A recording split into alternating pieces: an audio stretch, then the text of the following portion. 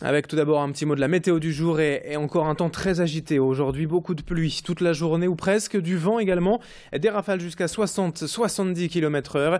Les températures, elles remontent légèrement et sont tout juste de saison avec un petit 20 degrés pour les maxis.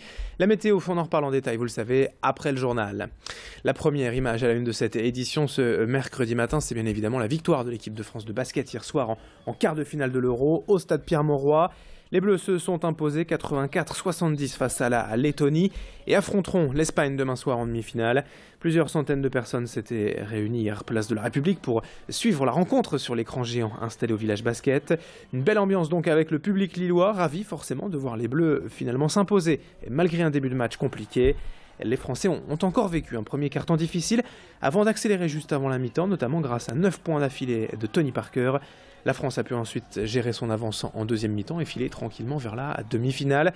Idil Gunay était hier soir au cœur du public lillois, place de la République, et on écoute quelques-uns de ses supporters. Première mi-temps c'était un peu limite, mais après on a vraiment mis la grosse charge et c'était super. L'ambiance à Lille c'est super et tout le monde est super content, donc rendez-vous en demi. En demi. C'était superbe, super match, début difficile mais la fin est fantastique. Toutes les générations ont participé, c'était génial. J'espère qu'on va sortir une bonne demi-finale contre l'Espagne et moi je le sens bien et je sens qu'on va gagner la médaille d'or. Une grosse pression défensive en deuxième mi-temps, le public était présent, on a su surmonter la défense et maintenant rendez-vous en demi pour affronter l'Espagne, pour pouvoir défendre notre titre et la France elle sera toujours derrière et allez les Bleus, on est tous avec les Bleus.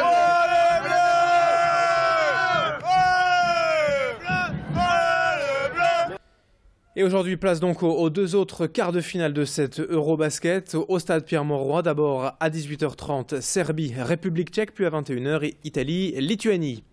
Autre information, autre événement. En images, ce matin sur Grand Lille TV, le concert hier soir du groupe Les Insus au Splendide à Lille. Les trois ex-musiciens de Téléphone, Jean-Louis Aubert, Louis Bertignac et Richard Kolinka, sont donc de retour ensemble sur scène sous ce nouveau nom. Et après un concert très intime vendredi dernier à Paris, les Insus ont réservé leur deuxième apparition au public lillois et cette fois, 900 personnes avaient pu acheter leurs billets. Certains sont arrivés dès le début d'après-midi hier pour être sûrs de bien voir leurs idoles. Quelques spectateurs venaient également de loin pour ce concert de Strasbourg, de Nantes ou même d'ailleurs. Une belle affiche pour le Splendide qui en appelle d'autres, le groupe ayant annoncé son intention de programmer d'autres dates dans les semaines à venir. Pas d'infos en revanche pour l'instant quant à un éventuel album. Pauline Lermite était à Fives hier soir et a rencontré quelques-uns de ses fans heureux. Téléphone, toute notre adolescence, on est retour aux sources. C'est ce qu'on a vécu dans notre jeunesse, donc c'est génial. On fait partie des chanceux. Avoir réussi à obtenir des places pour ce concert, c'est grandiose. J'ai jamais eu l'occasion de les voir sur scène. J'étais un peu jeune à l'époque. J'ai suivi Jean-Louis Aubert et Bertignac depuis une dizaine d'années maintenant et c'est le concert rêvé.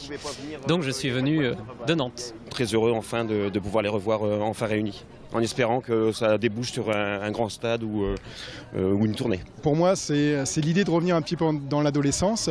On revient 30 ans en arrière et Téléphone ou Les Insus aujourd'hui, c'est une vraie machine à remonter dans le temps. 7h18, 19 même en direct sur Grand Lille TV. On enchaîne au chapitre santé ce matin avec cette grande nouveauté disponible depuis hier dans les pharmacies. Les dépistages rapides du VIH sont désormais en vente libre. Ce test permet donc de savoir en à peine quelques minutes si l'on est infecté ou non par le virus du sida. Il s'agit en fait d'une mini prise de sang que l'on peut réaliser soi-même. Quelques instants et le résultat s'affiche à la manière d'un test de grossesse. Ce dépistage est fiable pour une période antérieure de 3 mois après un rapport à risque et devrait donc permettre une rapide et meilleure prise en charge des personnes contaminées.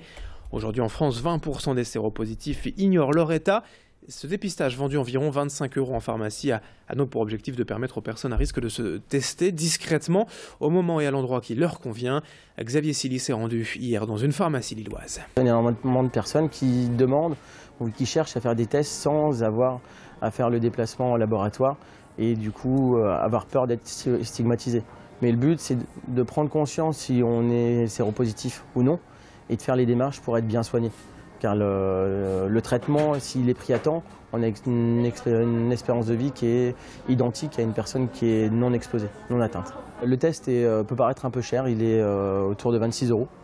Donc voilà, il n'y a pas besoin d'ordonnance, on peut venir en demande spontanée, il n'y a aucun problème.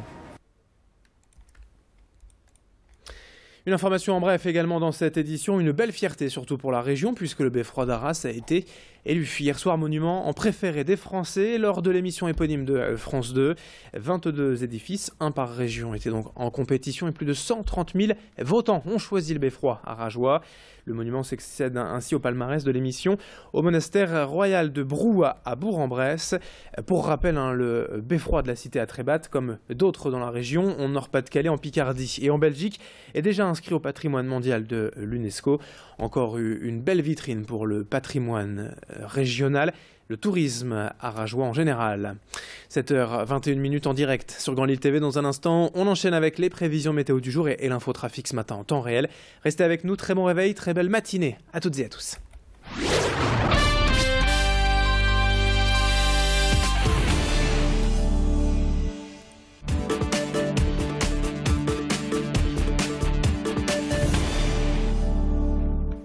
Merci à toutes et à tous de nous avoir suivis. Dans un instant, vous retrouvez la météo et votre infotrafic.